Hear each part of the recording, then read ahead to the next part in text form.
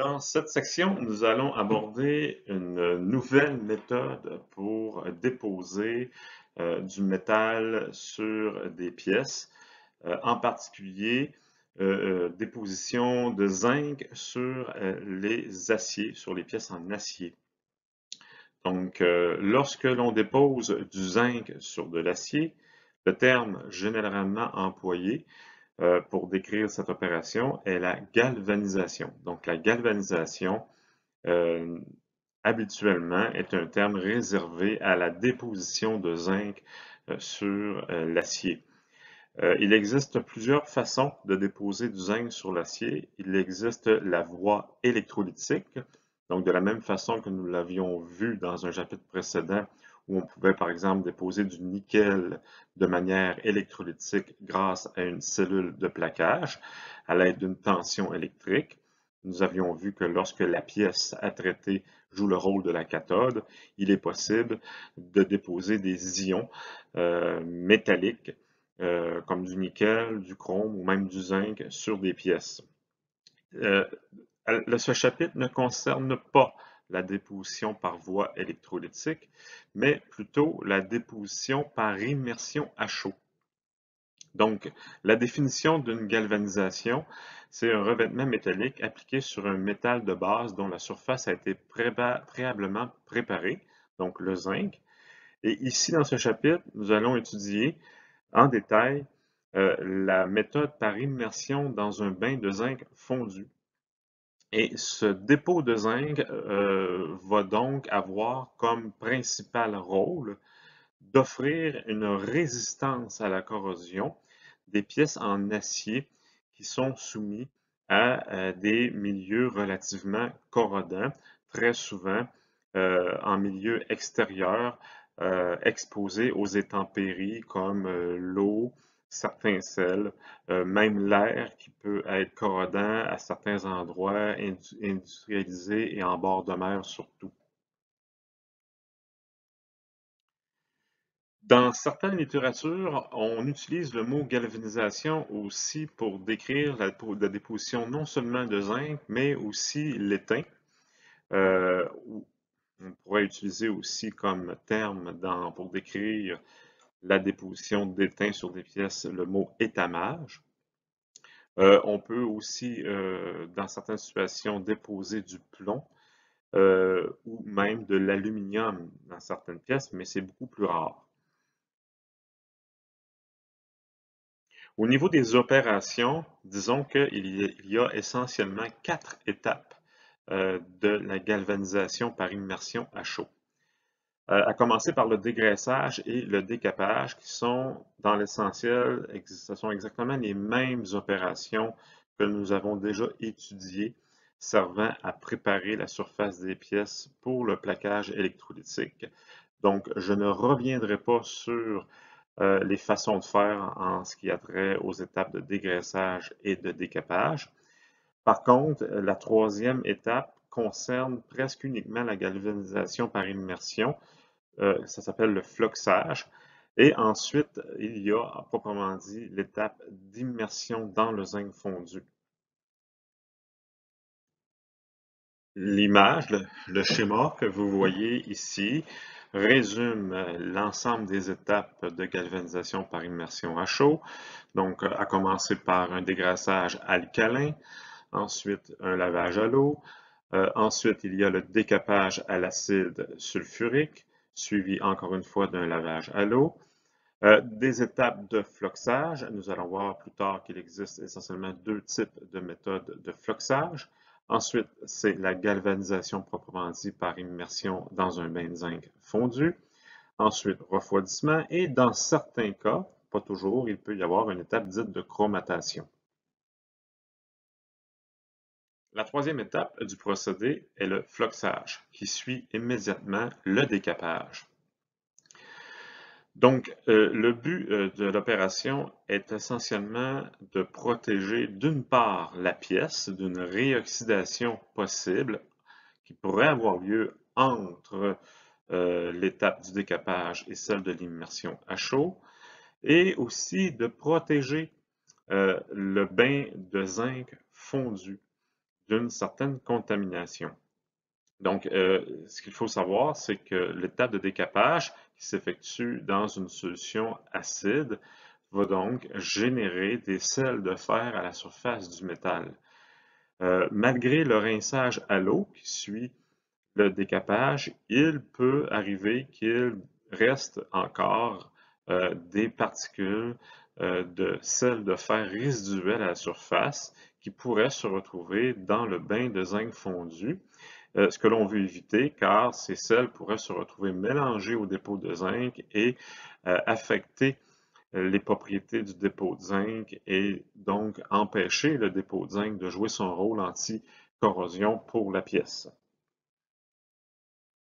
Précisons ici que le floxage consiste à recouvrir la pièce d'acier d'un sel particulier qui va donc, comme on l'a dit précédemment, à la fois protéger la surface de la pièce avant l'étape d'immersion, empêcher la contamination en sel de fer du bain de zinc fondu. Et le troisième but du floxage est de dissoudre l'oxyde de zinc qui se retrouve à la surface du bain de zinc, parce que ce qu'il faut savoir, c'est que le zinc est un métal qui s'oxyde très facilement au contact de l'air, au contact de l'oxygène de l'air pour former naturellement une couche d'oxyde de zinc. Et le sel va avoir comme effet de réduire l'oxyde de zinc. Lorsque la pièce est immergée, on s'assure donc qu'il y ait du zinc métallique et non pas de l'oxyde de zinc qui soit en contact avec la surface de la pièce. Donc, le sel déjà sur la pièce va réduire l'oxyde de zinc de manière à ce que le zinc puisse à son tour métallique se déposer et adhérer à la pièce lors du traitement. La recette du sel utilisé pour le floxage constitue à toute fin pratique un mélange de deux sels préparés en solution aqueuse, en l'occurrence du chlorure d'ammonium, du NH4Cl, à raison de 30%, et du chlorure de zinc, à raison aussi de 30%. Lors du floxage, la température de ces sels est portée à 75 à 80 degrés C lors de l'immersion dans le bain de sel. Et les temps d'immersion sont variables en fonction du procédé utilisé. Il existe en industrie deux façons distinctes d'effectuer le floxage. La première façon s'intitule le floxage à sec. Il consiste à tout d'abord immerger la pièce dans un bain contenant le mélange de sel servant au floxage. On assure le temps d'immersion requis. Ensuite, la pièce elle est retirée, donc le sel reste adhéré à la pièce. Mais avant d'émerger la pièce dans le bain suivant contenant le zinc liquide, la pièce elle est judicieusement séchée afin d'enlever toute l'humidité de surface, de sorte à ce qu'on évite une explosion parce qu'il ne doit pas y avoir d'humidité qui rentre en contact avec le bain de zinc liquide, étant donné la température au-dessus de 400 degrés C. Donc, la pièce doit être complètement sèche avant l'immersion dans le zinc liquide. La deuxième façon que certaines industries vont utiliser pour effectuer l'opération de floxage, ça s'appelle le floxage humide. Il est surtout utilisé dans les procédés en continu. Donc, il consiste à éviter l'utilisation d'un bain contenant le sel à floxer précédant l'étape d'immersion à chaud. Donc, ce qu'on va faire plutôt ici, c'est que le sel servant au floxage va être déposé à la surface du bain de zinc fondu et la pièce à traiter va être immergée dans le bain directement de sel de zinc fondu, de sorte qu'à ce que tout ça pratique, le floxage et l'immersion à chaud se fassent en même temps. Donc, ça assure quand même une protection de la pièce protection contre l'oxydation et des inconvénients dont on a abordé tout à l'heure. Et ça permet aussi la projection de zinc lors du contact avec la pièce qui n'est pas humide parce qu'on n'a pas eu recours à une immersion dans une solution aqueuse de zinc auparavant. Vous avez tous déjà vu des clôtures en treillis fabriquées en acier, donc des clôtures qui servent à faire des séparations de terrain, par exemple. Ces clôtures-là sont généralement faites en acier et ils sont systématiquement galvanisés et, dans plusieurs cas aussi, complétés par une couche de peinture. Mais c'est le genre de pièce qui est galvanisé systématiquement. Et pour rendre la galvanisation de ce genre de pièces-là, donc du fil utilisé pour faire les clôtures, de les rendre rentables et rapides, il y a ce schéma de procédé qui permet de décrire sommairement le procédé de galvanisation pour fil en continu. Donc c'est un procédé en continu, ce qui veut dire que à partir d'un rouleau de fil, un rouleau de fil en acier provenant d'une acierie, on va monter le rouleau sur un système de galvanisation en continu tel que représenté sur l'image. Donc, le fil va sans arrêter passer à travers chacune des étapes, en l'occurrence le décapage, le lavage, le floxage, un préchauffage, ensuite la galvanisation, ainsi que le refroidissement. Donc, en déroulant au fur et à mesure le fil, chaque section de fil va avoir l'occasion de subir chacune des étapes dans l'ordre. Donc, c'est une façon très rapide d'effectuer un grand volume de pièces, de galvaniser de très grandes sections de fil de manière rapide et efficace. De la même façon qu'on est capable de le faire avec les fils en acier, des systèmes de procédés en continu existent aussi pour les tôles en acier, le feuillard. Donc les étapes sont essentiellement les mêmes, à quelques différences près. Pour compléter avec les deux diapos précédentes, à travers lesquelles je vous présentais un schéma de procédé de galvanisation pour le fil et les tôles en acier, j'ai pris soin de mettre à votre disposition deux films YouTube dont les liens sont disponibles dans la section de votre cours, dans le LEA, dans les documents distribués dans la section film. J'ai pris soin de vous fournir deux présentations de procédés de deux entreprises, une américaine et une française, qui montrent très bien toutes les étapes dont je viens de vous parler dans les deux diapos précédentes. Maintenant, disons ici dans cette diapo que l'on aborde certaines caractéristiques du procédé au niveau de l'étape d'immersion.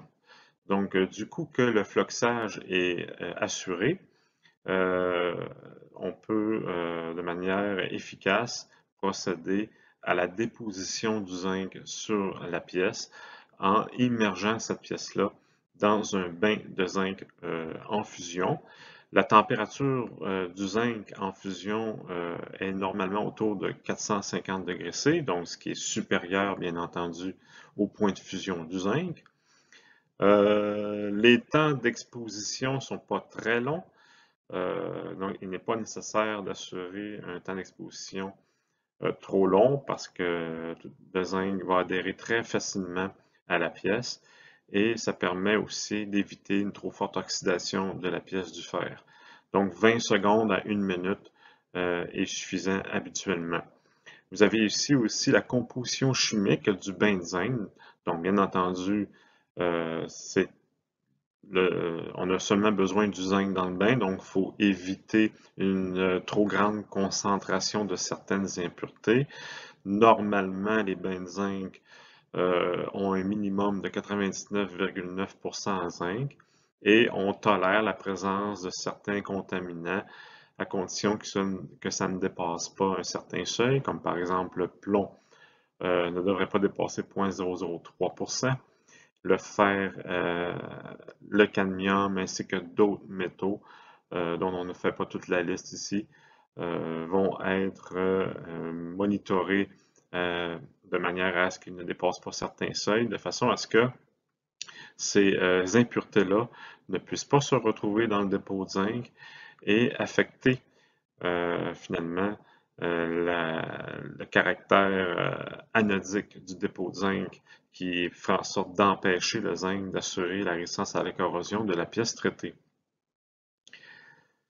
Et la température du métal, bien entendu, pour que ça puisse fonctionner, ce genre de procédé-là, d'immersion à chaud, il faut bien entendu que la température de la pièce, donc du métal traité, doit être supérieure, même beaucoup plus grande que la température de fusion du métal déposé.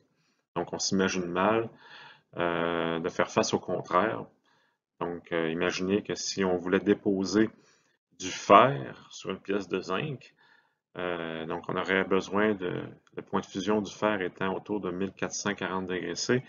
Donc il faudrait que le bain de fusion soit autour de 1600 degrés C et de déposer un métal dont le point de fusion est de 425 degrés C dans un bain de dans un milieu dont la température dépasse largement son point de fusion. On n'assisterait pas à un plaquage, mais plutôt à une dissolution de la pièce de base dans le bain de métal fondu. Il est intéressant de savoir que le procédé d'immersion permet, en ajustant certains paramètres, de faire varier l'épaisseur de la couche de zinc obtenue. On peut jouer sur la température du métal en fusion, du zinc. Généralement, plus la température du zinc est élevée, moins le métal est visqueux et plus mince sera le dépôt. Bien entendu, le temps aura une certaine influence. Plus le temps est long, plus l'épaisseur du dépôt sera importante jusqu'à une certaine limite par contre. Donc, on avait vu précédemment qu'il ne sert à rien d'avoir des temps d'immersion au-delà de 1 minute. Et aussi la vitesse du retrait de la pièce du bain de zinc à la fin du temps d'immersion requis. Et aussi la composition chimique du métal de base, pas le métal fondu, mais l'acier. On parle bien de la composition chimique de l'acier, aura aussi une certaine influence sur l'épaisseur du dépôt. En ce qui a trait les éléments d'alliage de la pièce, disons que la teneur en silicium, celle en carbone et en phosphore, plus elles augmentent, plus l'épaisseur du dépôt de zinc sur le fer contenant ces éléments sera important. La rugosité de surface aussi augmente l'épaisseur de la pièce, puisque le zinc agrippera plus facilement une surface plus rugueuse. On va donc obtenir un dépôt plus important. Bien entendu, comme on l'a dit, le temps d'immersion, la température, plus elles sont élevées, plus l'épaisseur de la couche de zinc sera importante. Et un taux de retrait, tantôt nous avons vu précédemment que le taux de retrait, la vitesse de retrait de la pièce du bain de zinc influençait le dépôt. Plus précisément, plus ce retrait est rapide, plus il y aura de zinc sur le dépôt, donc plus le dépôt sera important.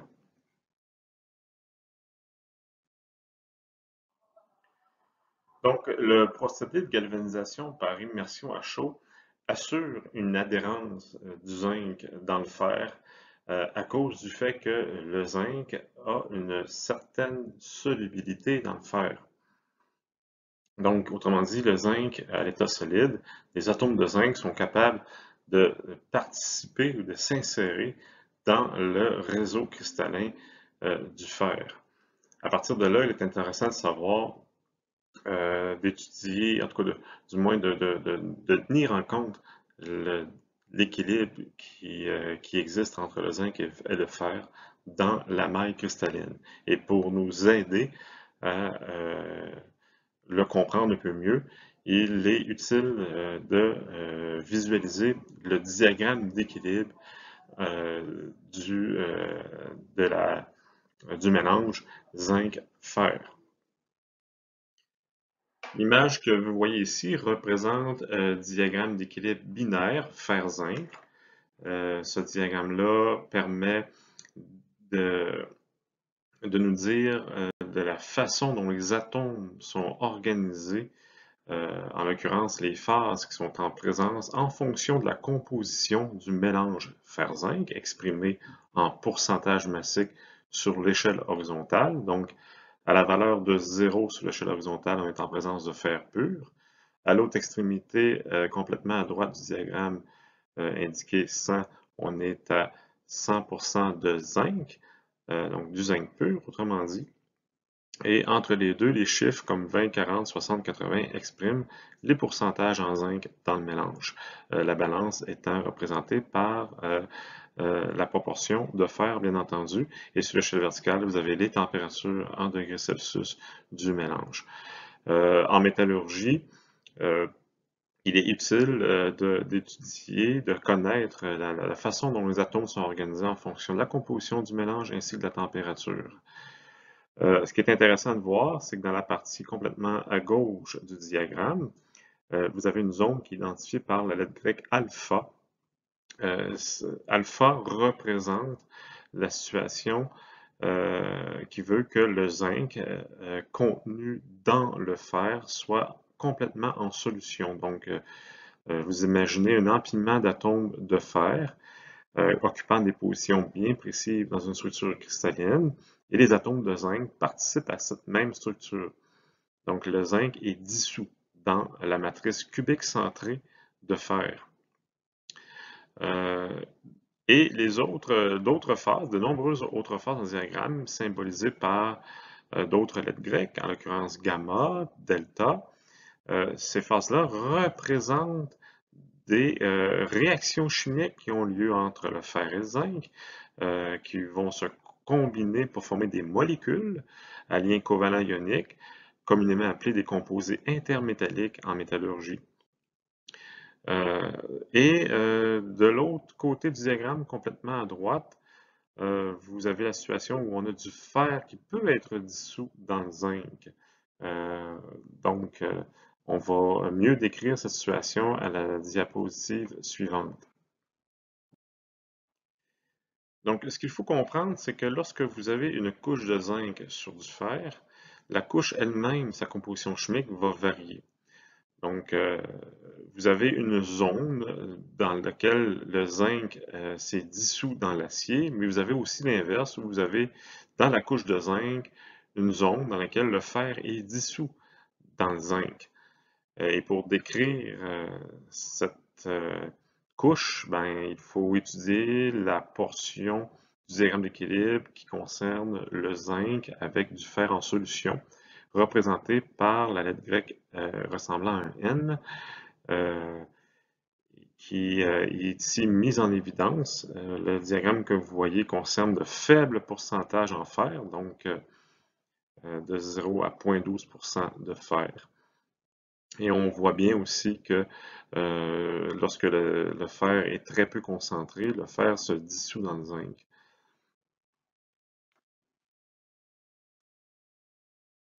Donc, les diagrammes d'équilibre que je vous ai présentés dans les deux diapos précédents permettent de mieux comprendre la nature de la couche de zinc. Vous avez ici une image d'une métallographie d'un dépôt de zinc sur de l'acier.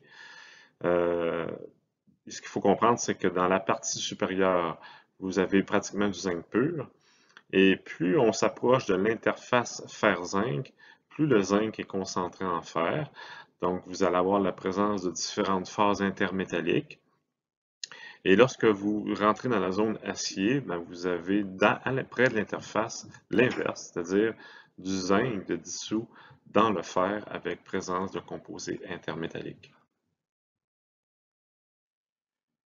Comme il avait été mentionné au début de la section, la raison pour laquelle on procède à la galvanisation par le zinc sur les pièces en acier, c'est dans le but de fournir une résistance à la corrosion de ces aciers-là qui sont destinés à travailler, à être mis en service dans des conditions corrodantes. Pour assurer cette résistance à la corrosion, la couche de zinc doit posséder certaines qualités comme celle d'être uniforme et adhérente. L'acier est protégé tant que le zinc n'est pas trop attaqué. Et la façon dont le zinc fournit cette résistance à la corrosion, c'est par un principe d'anode sacrificielle. Le fer est beaucoup plus résistant à la corrosion que le zinc. Le zinc protège donc le fer en s'oxydant à sa place. Donc, il est très performant en présence d'éléments corrosifs. Et voyez, l'image montre que même s'il y a des endroits, des petites sections où le dépôt de zinc n'est plus présent, la résistance à la corrosion de l'acier à l'endroit en question est quand même protégée, puisque c'est le zinc qui s'oxyde à la place du fer exposé aux intempéries. Et il y aura par la suite une déposition de sel de zinc qui va contribuer à une certaine protection de la pièce en acier.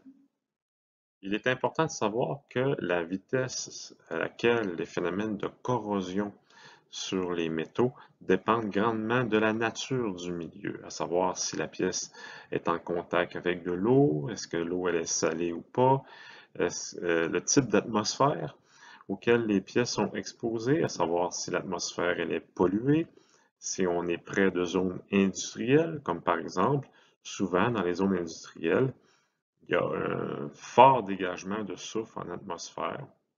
Et si tel est le cas, le zinc, en s'oxydant, en protégeant l'acier, va former, par exemple, du sulfate de zinc. Ce sulfate de zinc-là se dissout très bien dans l'eau, de sorte que lorsqu'il pleut, le sulfate de zinc qui est formé sur la pièce est rapidement évacué et on se retrouve avec du zinc métallique réexposé à la même atmosphère, ce qui va donc contribuer à accélérer grandement la consommation du zinc qui contribue à protéger l'acier qui est en dessous. Donc très rapidement, dans un délai quand même assez court, le fer va finir par l'acier, donc la pièce que l'on doit protéger, va se retrouver exposé à l'atmosphère corrodante et on s'attend donc à ce que la durée de vie de la pièce dans ces conditions soit très courte, comparativement à une atmosphère plus normale, disons, ou une atmosphère moins polluée, où le zinc aura plutôt tendance à s'oxyder avec l'oxygène de l'air pour former un oxyde de zinc qui va avoir plus tendance à demeurer adhéré sur la pièce et assurer une durée de vie plus longue à la pièce.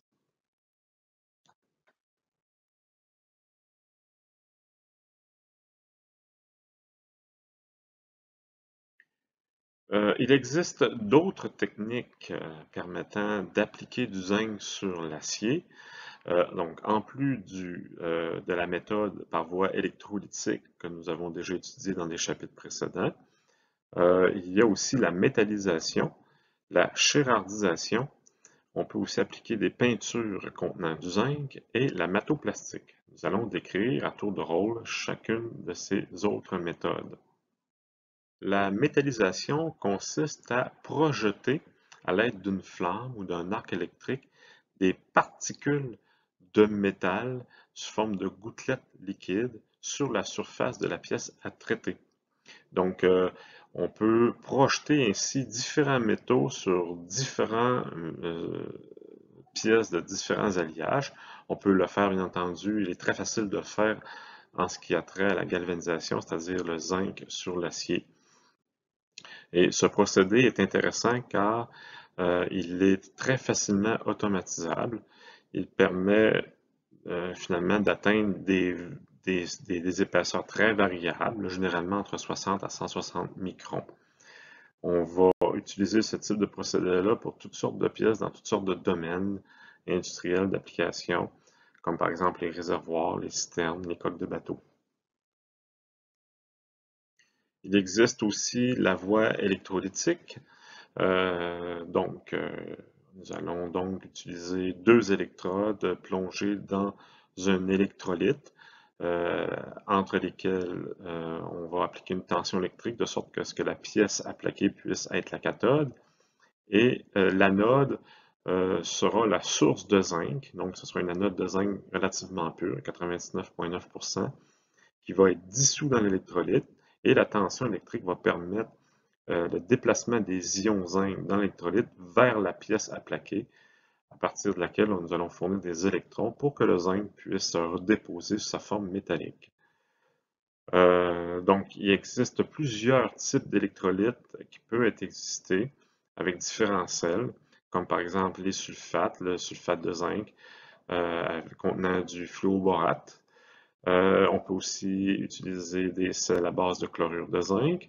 Il existe aussi les bains cyanurés, donc à partir de cyanure de zinc, ou des bains alcalins non cyanurés, où on va dissoudre plutôt de l'oxyde de zinc. Souvent, on va ajouter une base de l'hydroxyde de sodium pour améliorer la qualité du dépôt. On peut même utiliser, et c'est pas obligatoire, mais des agents brillanteurs pour donner un meilleur aspect aux pièces. Et les épaisseurs qu'on désire obtenir avec ce type de procédé-là vont varier de 2,5 à 40 microns. Et l'apparence va dépendre des paramètres de l'utilisation ou non d'agents brillanteurs. Donc, on peut utiliser à volonté des aspects plus mat ou brillants du dépôt.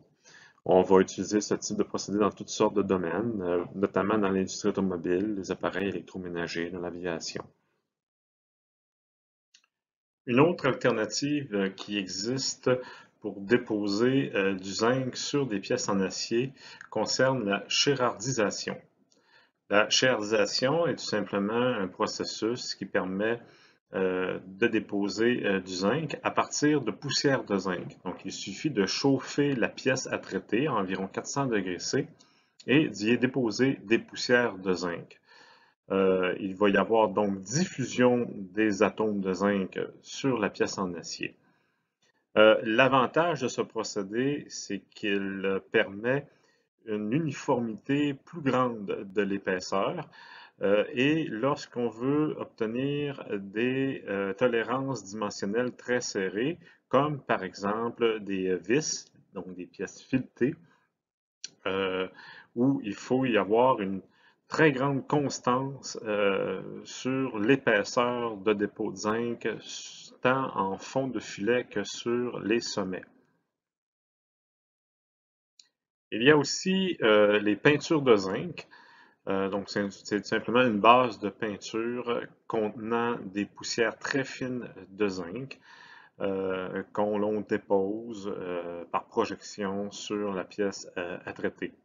Donc, les domaines d'utilisation sont pour ce genre de processus, ce sont des pièces déjà en service, soit des grues, des pièces dans la construction, dans le domaine du forage, des mines, pour la réparation de tôles, de structures. Donc, ça s'adresse surtout lorsqu'on a déjà des pièces qui sont dans des assemblages qu'on ne veut pas démonter pour reprendre finalement un dépôt de zinc. Donc, ça sert beaucoup pour les réparations, pour essayer de stopper un processus de corrosion d'une pièce déjà en service. Une autre manière qui existe aussi dans l'industrie de déposer du zinc sur des pièces consiste à la mattoplastique. Donc, la mattoplastique, c'est tout simplement un procédé qui permet de marteler de fines particules de zinc sur des pièces. Et la manière dont on procède, c'est qu'on incorpore les pièces à traiter dans un tonneau rotatif de façon qui contient les pièces et les poussières de zinc ainsi que des billes de verre. Lorsque le tonneau tourne, elle met en mouvement les pièces et les particules de zinc ainsi que les billes de verre. Et par martèlement, les billes de verre écrasent les particules de zinc sur la surface des pièces. Et au bout d'un certain temps, on se retrouve avec un dépôt de zinc relativement uniforme sur les pièces qui sont traitées. Donc, pour compléter avec l'amatoplastique, disons que l'opération se fait à l'ambiante et que les pièces doivent être pré-nettoyées au préalable.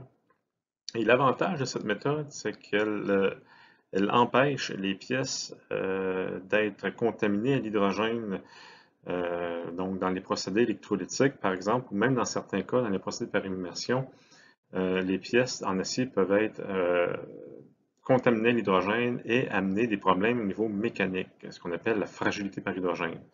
Le procédé de matoplastique évite cette contamination-là. Donc, certaines pièces qui doivent être absolument protégées de l'hydrogène vont avoir avantage à être galvanisées selon cette méthode, comme par exemple les ressorts, les clous pour pistolets.